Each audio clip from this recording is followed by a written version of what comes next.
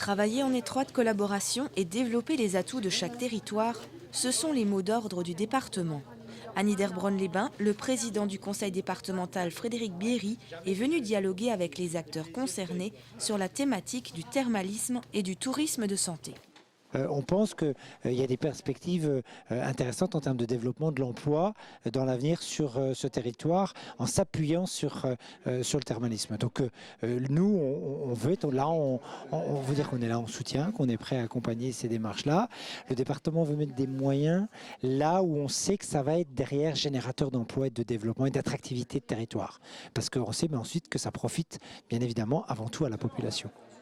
C'est à Valvital, Niederbronn-les-Bains, que commence la visite.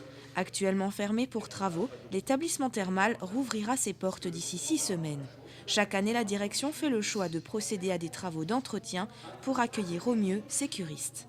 On pense vraiment que le thermalisme en Alsace du Nord doit être travaillé de concert pour permettre d'avoir et de maintenir le taux de satisfaction de plus de 90% qu'a l'établissement à Niederbronn-les-Bains. C'est l'occasion aussi de démontrer au territoire qu'ils ont là une pépite et sur ces pépites-là, qu'ils peuvent construire tout un développement du territoire. Là, les projets qui peuvent être portés ici peuvent être générateurs d'emplois. On a de la chance au thermalisme, ça se délocalise pas.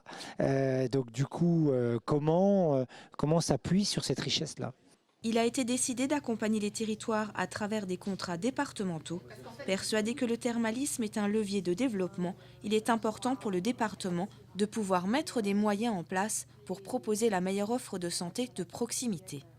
Après Niederbronn-les-Bains, c'est à l'UGCAM de Morsbronn-les-Bains que s'est poursuivie la visite avec la présentation du projet de construction d'un nouvel établissement thermal, ouverture espérée à l'horizon 2025. Le colonel Moutarde avec le chandelier dans la cuisine, ça vous rappelle quelque chose? À Reichshofen, le réseau d'animation intercommunale a proposé une version grandeur nature du Cluedo, où près de 60 jeunes ont pu se mettre dans la peau de détectives. Le but du jeu, découvrir quel employé de la castine a bien pu tuer l'artiste en résidence de création. Mystère, énigme mais aussi défi, tout était réuni pour passer une bonne soirée. Madame Charlotte Richet, elle est morte. Comment ça? Elle est morte? Elle est tendue au sol, plein de sang. C'est pas possible. La genèse de ce projet, ça a été lors des RTJ. Donc, qu'est-ce que c'est les RTJ? Les rencontres territoriales de la jeunesse. Pendant une semaine, lors de ces rencontres, les jeunes souhaitaient réaliser un Cluedo géant. Dans chaque salle, un personnage, donc c'est un acteur qui représente soit Monsieur Achard, le directeur, soit Funda, la femme de ménage, etc. Et donc chaque jeune joue un rôle. Et il doit divulguer un indice à la fin de l'entretien qu'il a eu avec ses collègues. On a des petits jeux pour essayer de trouver des indices.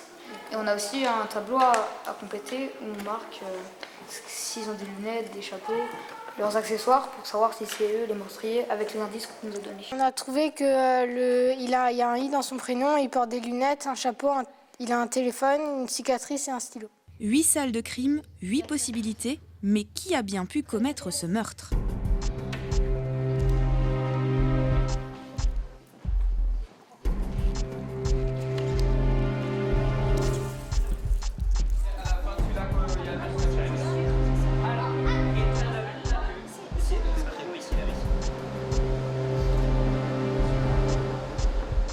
Deuxième défi de la soirée, un mannequin challenge.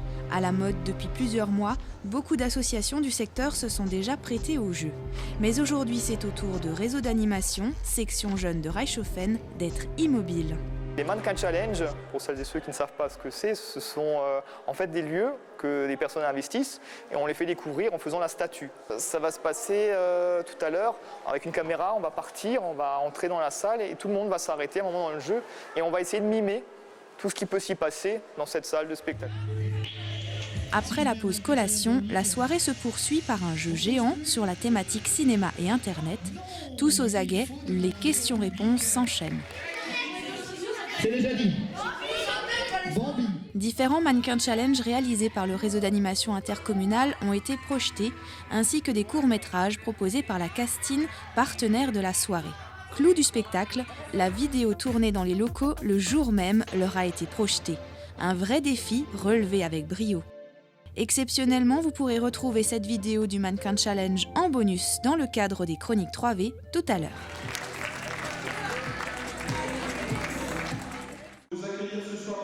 Un projet de longue date aboutit.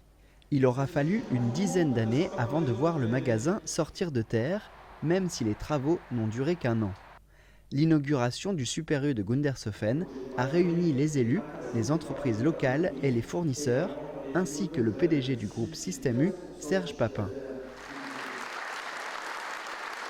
Tout ce monde a contribué de près ou de loin à l'ouverture. À la clé, la création d'une centaine d'emplois.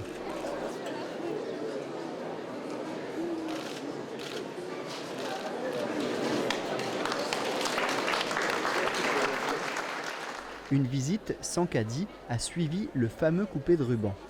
Déambulant dans les rayons, le public a visité les lieux à la rencontre des nouveaux commerçants.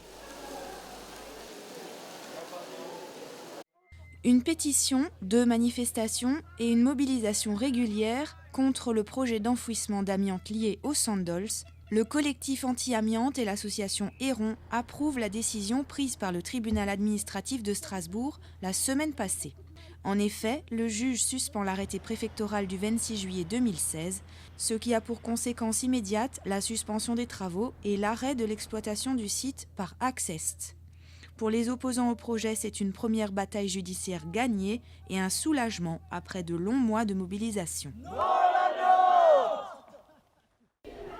La cavalcade est annulée, mais pas la fête. La pluie aurait pu gâcher les festivités de carnaval. Pourtant, les enfants de l'école de Dambar-Neuenhofen se sont bien amusés au Mille Club.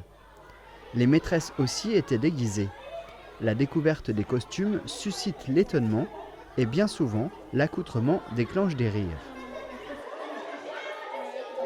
Bien sûr, les enfants adorent se déguiser, donc c'était l'occasion pour tout le monde. Et c'est toujours des situations hors scolaire qui permettent un peu à tout le monde de s'amuser et puis de passer du bon temps, quoi. C'est l'école, c'est aussi ça. Les princesses, sorcières, pirates, footballeurs et autres pompiers ont commencé par chanter avant de danser sur les derniers tubes.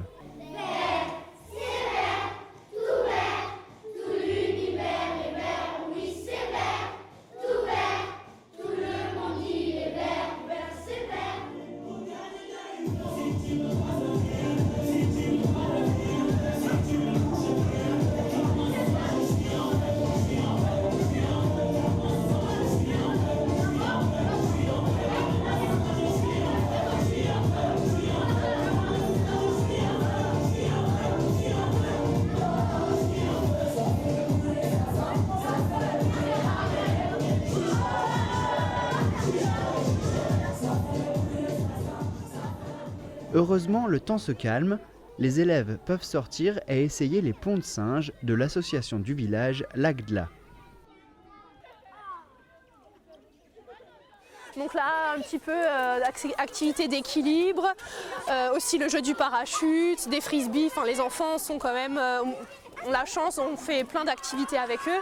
Et puis ils aiment toujours se dépenser. Et puis à l'intérieur des activités plus classiques, coloriage, masque de carnaval. Et puis évidemment le fameux goûter que personne ne veut rater. Immanquables en effet, les traditionnels beignets préparés par les parents. Cet après-midi pas comme les autres s'achève. Le lendemain, sur les bancs de l'école, plus de déguisement, mais les souvenirs de ce Mardi Gras seront toujours présents.